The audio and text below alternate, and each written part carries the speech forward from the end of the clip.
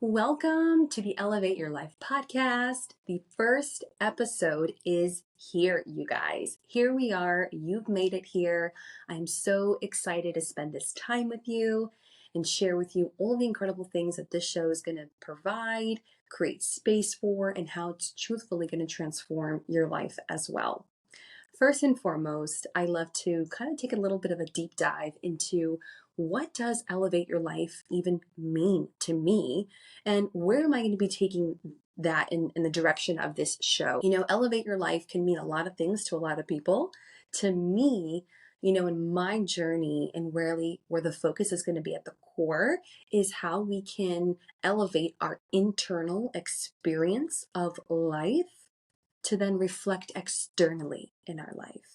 And so what that means is when we elevate ourselves internally, it has a rippling effect in our life, in our business, in our relationships, in every aspect of what we do, whether we're a mom and a business owner, graduating college, whether we are working for a company, trying to be better in our family relationships, whatever we do to elevate ourselves internally, it reflects in our life externally. And that really stuck with me. I'm not sure how old I was, but I was in my early adult years, and I just understood this notion of if I work on myself, and nowadays it's called personal development, that my life will have a rippling effect, not just for mine, but in the others that I come across as well. And so I've been on this journey of self-improvement, bettering thyself. And that is really the focus. So elevate your life starts with elevating yourself internally. I've already created the roster of all the guests that I cannot wait to bring on the show for you for the rest of this year, for the rest of 2023. And the reason I picked all these specific people is because of how they've shown up in the world, the work they've done internally, and I believe the positive influence and impact they could have on your life by sharing their takeaways and the ways that they've navigated their own challenges as well. Oh my goodness, if you can hear the raspiness in my voice like I do, that is not my usual voice, you guys. I have been having this bit of like a respiratory infection the last week and a half. But if you think that was going to stop me from recording today, think twice. Okay, I have my tea right over here next to me. We're good. So just know this raspiness is going to go away in probably the next couple of episodes. Looking forward to that. Why did I start this podcast? Well, I discovered at the age of 17 one of the many gifts I have, and we all have, right? We have to learn what our gifts are in life. And so at 17, I was exposed to pageantry. And that showed me one of the gifts in speaking and relating to people and truthfully communicating things that we go through that other people can benefit from hearing your story. And so that was my year of really letting that be known to me and experiencing helping others. And I just knew it was this like deep inner knowing, this is my calling. Like I have to do something within this capacity for my life's work. This is what I'm called to do. So, at 17, how do you really go from that to creating a career out of that and supporting yourself? I don't know. I didn't know. So I went the traditional route. I went to college, got my degree, tried to start up a couple businesses with some people that I met while I was in college. And that went okay. I learned a lot. Did I make a living? Not really. Didn't protect myself legally as best as I should have. But I learned a ton, and I discovered my next gift, which is marketing and engaging with people, connecting people, learning how to draw someone's attention and really hone in on people's core needs, people's core, like what do people identify with? And how do you close the gap between what it is that you're offering and how can you solve their problem, right, with your solution? So that was another thing I discovered during that time, which is incredible. All discovery mode. Our whole life is discovery mode, to be honest with you. But during those years, that's what I discovered. And so, fast forward, now I'm in corporate and I'm in rooms of people that have been doing this for 20 plus years. And there's, maybe 5% women in the room, the rest is all men, traditional stuff like you would typically see. And I had to learn once more. Where do I fit in this room? How do I create a presence? How do, I make a name for myself? But it, in the back of my mind, was always this calling of just like a little knock, like this is what you should be doing. This is good for now, but this isn't it. This is good for now, but this isn't it. And I remember extremely well. I was in a high-rise corporate building down in Brickell, which is the financial district of Miami. And I'm sitting in the conference room waiting for my appointment to walk into the conference room so we can have a meeting. And I just sat there looking out the window of this high rise, and I'm thinking to myself, I'm in the wrong place. Like, what am I doing here?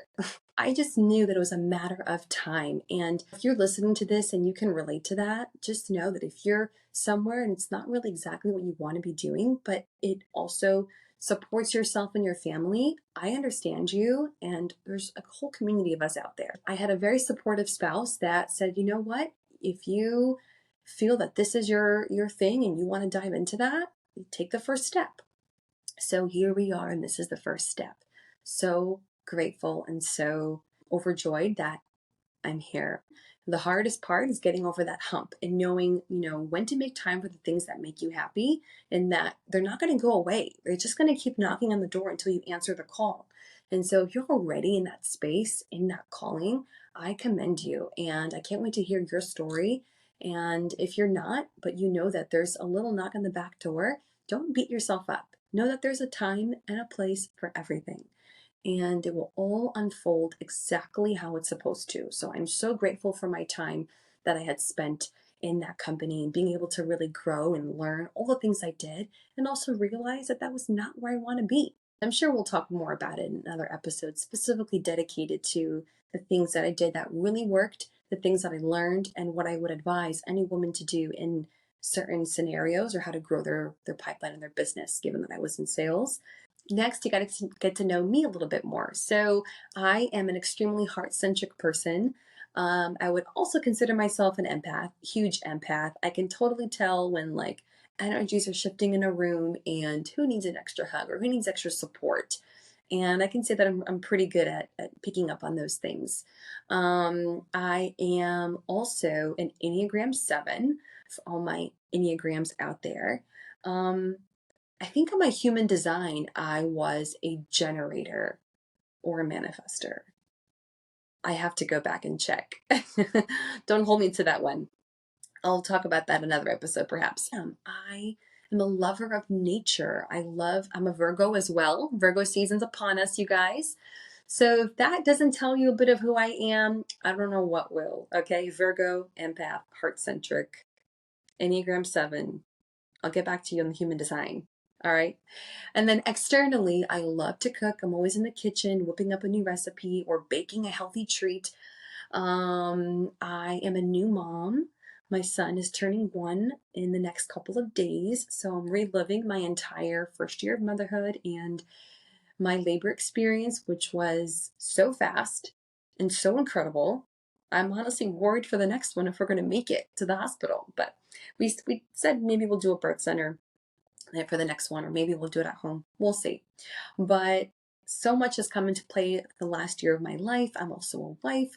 My husband and I met 3 years ago. We got engaged to the day on our first year anniversary, and then we had our son, and we just celebrated our wedding and his baptism all together, overseas, destination wedding in Greece. Okay, I can't wait to share all about that, all the planning that went into it. How do we do it? I will say I am Greek and I have tons of family there, and one of my aunts is a wedding planner, so I had a bit of an upper hand. Okay, we're still waiting for our wedding photos, so more to come, more to come. And I love my girl time. I'm a huge fan of collaborating with women. I intentionally go out of my way to create women's events where we can dedicate time to connecting, to really hearing each other, to being creative, to incorporate self-care, to give each other just time to unwind, because we're always so busy running our households, taking care of the kids, or just trying to keep our heads above water. Let's face it sometimes, right? And so I've taken it upon myself. I've done self-care Sundays at the house. For my birthday, I've met all these incredible women that I remember specifically during that time of my life, I was creating a bit of space for new friends. And so I kind of slowed down on seeing the people in my life I had at that time. And a couple months went by and I was really missing the element of girlfriends in my life. But I wanted girlfriends that were in alignment with where I was at that time. And I remember just telling my husband that out loud. I said, I want girlfriends that are in alignment with where I'm at now. And sure enough, within the next 2 months, I met 3 to 4 to 5 different women that were super high vibrational. Okay. Talk about elevate your life. They were like super elevated. They were in different lines of, work and, marriage and motherhood, everything that I was very drawn to. And then came my birthday a few months after that. And I was like, you know what? All these friends, they need to meet each other because they're going to get along just as much as I love them. They're going to love each other that much more. And sure enough, we did. We had a whole afternoon. It was like this super cute boho picnic. And we all still talk about that afternoon. And since then, many of these women have connected, collaborated together in their businesses, and have stayed in touch and close. And I love that. So with that, do expect to see women entrepreneurs, CEOs, mothers, women in the community that are doing the do. I truly believe in supporting women on our journeys here. There's so much that goes unsaid, as well as the men too. There's so much of the men's lives that go unsaid. I kind of feel bad for them sometimes because men don't have a support system like we women have created for ourselves. If you think about it, you probably interact with 3 to 5 women on a weekly basis, whether it's a phone call, a walk, interacting in messages, or doing a workout together or coffee, whatever the case is, you're engaging with other friends in your community. And men don't really do that as often as we do. So that outlet for them just isn't there. So my husband has agreed he's going to come on the show from time to time and we're going to do his and her episodes. Can't wait for those ladies. He's a super dominant alpha type of male, has a military background. He is an incredible father, an amazing husband. He leads with his word, does what he says he's going to do. So much loyalty and integrity. And I just feel that perspective is getting lost nowadays as well. So he's going to come on from time to time and we're going to get into it. How do we elevate our lives? How do we step into that greatness that we have? How do we discover the gifts that we have within us and not just let them be little knocks at the door? How do we answer that door? We're answering calls, we're answering messages, we're answering people's requests all day long. When is the time that you're going to answer your own request? When is the time that you're going to answer the knock on the door that is your soul tugging on you, saying, please let me in. Give me 1 minute of your time. You are worth it. We are worth it. It is worth it. And I can't tell you how many times I've felt resistance around doing the things that make me happy. I don't know why. I have so much resistance around it. Like I literally procrastinate from getting myself into the bath or getting myself to bed at a decent hour so I can read before bed or journal or just do the things that make me happy. That I know, like when you wake up early in the morning, no one has ever regretted waking up early. It just sucks in the moment when you have to turn the alarm off and get up. No one has ever regretted working out. It just sucks having to think about the workout, but once you're there, you're doing it. No one has ever regretted it. So I'm not ever going to regret doing the things that make me happy. But why is it that we put so much resistance around the things that make us happy, and yet we succumb ourselves to doing the things that make us feel like crap? Let's be honest. You're not alone, and we are in this together. And like I said in the intro, we have so many lives within us that are unlived because we're allowing this resistance to run our life instead of being in the driver's seat and creating those non-negotiables. If any of this stuff resonates with you, I can't wait for us to continue to dive in together. Join me next week as I bring on a very special guest.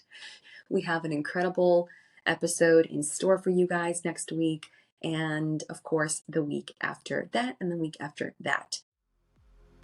Thank you for listening to the Elevate Your Life podcast. I hope it gave you exactly what you were looking for, a place to learn, grow, and laugh.